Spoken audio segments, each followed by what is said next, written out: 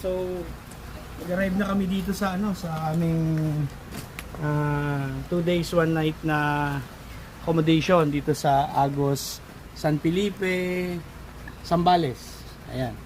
Ito ang aking mga anak, kasi nanay, mga Linda. Ito po ang ating magiging accommodation for 1 night. So, tuloy po tayo. Ayan. Tuloy po tayo, magtatanggal po tayo ng chinilas. Ayan. Ito po si Moni po. Ayan, so ito ang pinaka living area. Ito ang living area.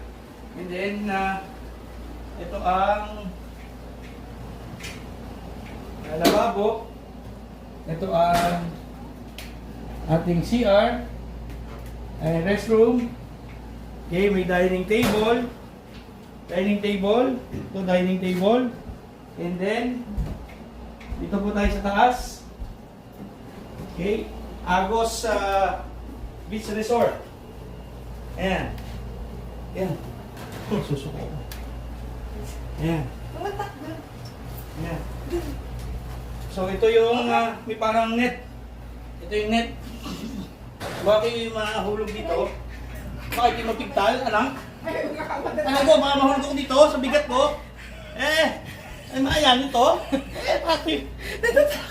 Natakot ako? Baka ako nahulog doon? Kaya naman din.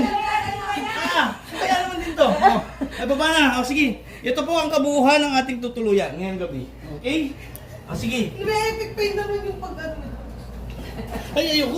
Baka mamaya malugso ako. Anak dyan eh. Ikaw mag-